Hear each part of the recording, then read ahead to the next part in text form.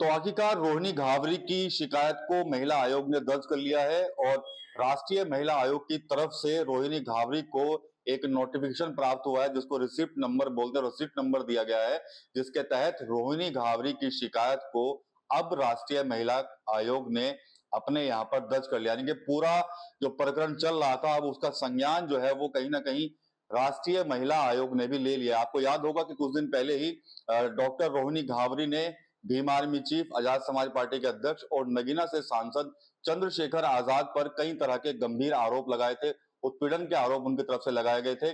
इसके अलावा रोहिणी घावरी ने चंद्रशेखर की जो शिकायत है वो लोकसभा अध्यक्ष, दिल्ली पुलिस कमिश्नर और साथ ही साथ एनसीडब्ल्यू यानी कि राष्ट्रीय महिला आयोग के अंदर भी अपनी शिकायत जो है वो दर्ज कराई थी। करीब 7 जुलाई को शिकायत दर्ज कराने के बाद जब कोई कार्रवाई नहीं हुई थी तो उसके बाद रोहिणी घावरी ने फिर कहीं ना कहीं कई लोगों को निशाने पर लिया और चंद्रशेखर पर भी हमला किया और लगातार कहती रही कि शायद किसी वजह से सत्ता के दबाव में आकर उनकी शिकायत को अनदेखा किया जा रहा है और उनको जो शिकायत उनके द्वारा दर्ज कराई गई थी उस पर कोई भी काम नहीं हो रहा है। तो आज 14 जुलाई को दोपहर को बताया जा रहा है कि रोहिणी घावरी की शिकायत को जो है संज्ञान जो है वो राष्ट्रीय महिला आयोग की तरफ से ले लिया गया है।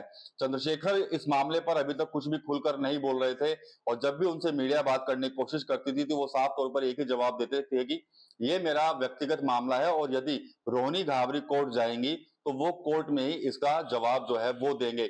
लगातार उनसे सवाल करने की कोशिश कई बार की गई लेकिन चंद्रशेखर ने हमेशा एक ही जवाब दिया। लेकिन रोहिणी घावरी लगातार चंद्रशेखर पर सोशल मीडिया के जरिए निशाना साधती रही, उन पर लगातार हमले करती रही और साफ तौर पर कहती भी रही कि शायद कहीं ना कहीं सत्ता के दबाव के चलते चंद्रशेखर आजाद पर जो है कार्रवाई नहीं हो रही है और यदि उनको न्याय नहीं मिलता तो वो भारत वापसी आएंगी और भारत आकर वो पार्लियामेंट में भी जाकर अपनी बात रखेंगी और वहां पर भी धरना देंगी।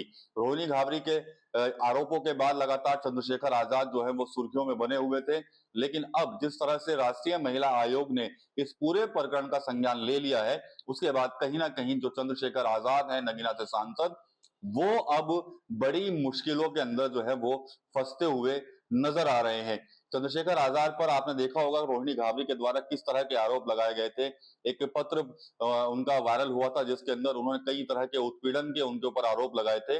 लगातार ये मामला पिछले महीने से सुर्खियों में है। रोहिणी घावरी तमाम आरोप जो है वो चंद्रशेखर के ऊपर लगा रही है लेकिन चंद्रशेखर आजाद जो है वो इस पर कोई भी बयान अभी नहीं दे रहे हैं। वो साफ तौर पर अब तक यही कहते रहे कि वो जब भी कुछ बोलेंगे तो वो कोर्ट में ही बोलेंगे। लेकिन अब जिस तरह से राष्ट्रीय महिला आयोग ने इस पूरे मामले का संज्ञान ले लिया है तो कहीं ना कहीं अब चंद्रशेखर आजाद की जो है वो मुश्किलें बढ़ती हुई नजर आ रही हैं। एक रिसिप्ट हमें मिली है, हमारे पास वो रिसिप्ट है जिसके अंदर नोटिफिकेशन मिला है कि रोहिणी घावरी ने जो शिकायत दर्ज कराई थी उसको अब राष्ट्रीय महिला आयोग ने जो है वो स्वीकार कर लिया है। अब देखने वाली बात होगी राष्ट्रीय महिला आयोग कब चंद्रशेखर आजाद को नोटिस देते हैं, कब वो पेश होते हैं और क्या कुछ इस पूरे प्रकरण में सुनवाई होती है। लेकिन रोहिणी घावरी का साफ तौर पर कहना है कि जब तक उनको न्याय नहीं मिलेगा वो इसी तरह से अपनी लड़ाई को लड़ती रहेंगी और अपने समाज के जो लोग हैं उनके साथ मिलकर इस पूरी लड़ाई को वो लड़ेंगी और उनको समर्थन भी जो है वो कई लोगों का मिल रहा है।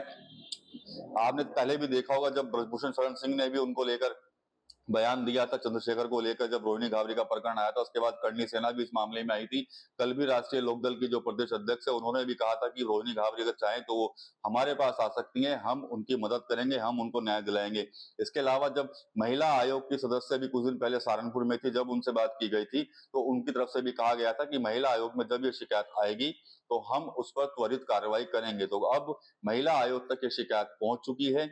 महिला आयोग ने इस मामले को पूरे प्रकरण को अपने संज्ञान में ले लिया है और अब देखने वाली बात होगी कि आखिर महिला आयोग कब चंद्रशेखर आजाद को एक नोटिस देते हैं या फिर उनसे कोई लिखित में जवाब मांगते हैं। तो अब कहीं ना कहीं रोहिणी घावरी जो है वो कह रही हैं कि उनको पूरी उम्मीद है कि भारत सरकार से और भारतीय संविधान से और भारतीय कानून से कि उनको न्याय जरूर मिलकर रहेगा। टीवी 9 यूपी के लिए सहारनपुर से विकास कपिल।